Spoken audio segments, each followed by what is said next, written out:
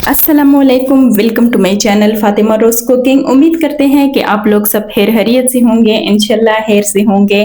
तो जहाँ भी रहे खुश रहे, आबाद रहे, हेल्दी रहे। तो मैं हूँ फातिमा, आज आप लोगों के साथ लाहौरी चना रेसिपी शेयर करना चाहती हूँ कि किस तरीके से बन जाती है। बहुत आसानी से बन जाती है, इतनी टेस्टी और लजीज बन जाती है कि आप लोग भी हैरान हो जाओगे कि ये किस तरीके से बनी है, और बिल्कुल एक एक स्टेप सिखाऊंगी। तो चले स्टार्ट करते हैं। इसके लिए मैंने चने लिए हैं, तो देख सकते हैं पहले से भिगो के रखती है, फ्रेश पानी में उबाली है, पानी मैंने निकाली है, अभी ठंडा हो चुकी है। तो देख सकते हैं, मैं आपको चेक कराती हूँ कि इसका क्या सीन है। बिल्कुल सॉफ्ट और नरम सी बनी है, तो माशाल्लाह से ज़रा चेक करें, ये बिल्कुल सॉफ्ट सी लग रही हैं। तो इसके बाद जो है ना, ये मैंने मसाले लिए हैं। मैं आपको बता दूं कि क्या मसाले हैं इसमें। ये हाफ़ टी स्पून हल्दी, हाफ़ टी स्पून कश्मीरी लाल मिर्च, हाफ़ टी स्पून अजवाइन, हाफ़ टी स्पून कुटी हुई लाल मिर्च, हाफ़ टी स्पून कश्मीरी लाल मिर्च, हाफ़ टी स्पून जो है ना लहसुन का पेस्ट, 1 स्पून लहसुन का पेस्ट। ये टमाटरों का पेस्ट है, 2 टमाटरों का। ये हरी धनिया है थोड़ा सा। ये जो है मीडियम साइज़ प्याज का पेस्ट था। और ये सारी चीज़ें जो है ना बस इसमें ये ऐड होती हैं। तो चलते हैं कढ़ाई की तरफ। पहले इसमें 1 कप जो है ना कुकिंग ऑयल ऐड करती हूँ। थोड़ा सा इसको गर्म करती हूँ ताकि आहिस्ता से हमारे ऑयल जो है गर्म हो जाए। तो देख सकते हैं ऐसे बनाऊंगी, बिल्कुल रेस्टोरेंट वाली भी आपसे भूल जाओगी। एक बार मेरे तरीके से ज़रूर बार बनाया करो। तो मैंने प्याज का पेस्ट इसमें ऐड किया, थोड़ा सा इसको मिक्स करती हूँ। तो देख सकते हैं इस तरीके से हमारी प्याज जो है अच्छी तरीके से फ्राई हो जाए। तो इसको थोड़ा सा कलर देना है, ज़्यादा नहीं। तो इसके बाद जो है ना क्या क्या चीज़ें इसमें ऐड होती हैं वो भी बताती हूँ। तो देख सकते हैं इसके बाद जो है ना इसमें टमाटर का पेस्ट ऐड करती हूँ। तो इसको थोड़ा सा फ्राई करना है, क्योंकि हर चीज़ की अपनी अपनी बारी होती है। अगर एक ही साथ में सारी चीज़ें ऐड करोगे ना तो फिर ये कच्ची रह जाएगी, इसका जायका नहीं होगा। तो मसाले ऐड किए, थोड़ा सा मिक्स करती हूँ। जब ये थोड़ा सा फ्राई हो जाए अपने तरीके से, तो देख सकते हैं अच्छा इसके ऊपर जो है ना ऑयल हो चुकी है, इसका मतलब है कि ये बिल्कुल पक चुकी है।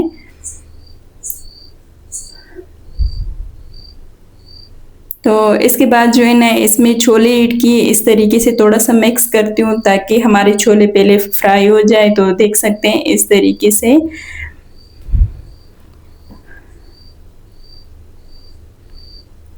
तो इसमें जाएगी तकरीबन 1 स्पून नमक, क्योंकि नमक मैंने पहले थोड़ा सा ऐड किया।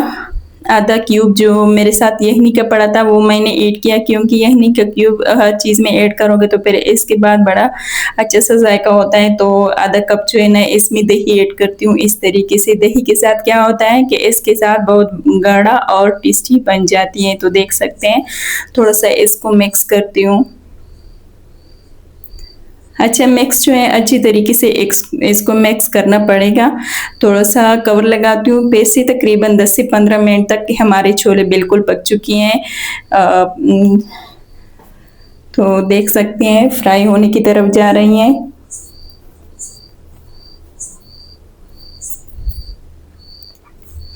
अच्छा वीडियो को पूरा देखना होगा, वीडियो को बंद नहीं करना। अगर वीडियो को बंद करोगे तो कैसे आपको पता चलेगा कि इसमें क्या क्या चीज़ें ऐड होती हैं। तो इसके बाद जो है ना वो वाली पानी मैंने ऐड किया। तो जिस पानी में मैंने छोले उबाले थे वो वाली पानी, और पानी नहीं, क्योंकि और पानी इसमें ऐड करोगे तो इसका जायका नहीं होगा। अपने पानी का तो अपना जायका ही होता है। थोड़ा सा इसमें 5 से 6 हरी मिर्ची ऐड करती हूँ, फिर से कवर लगाती हूँ ताकि ये थोड़ा सा फ्राई हो जाए। तो देख सकते हैं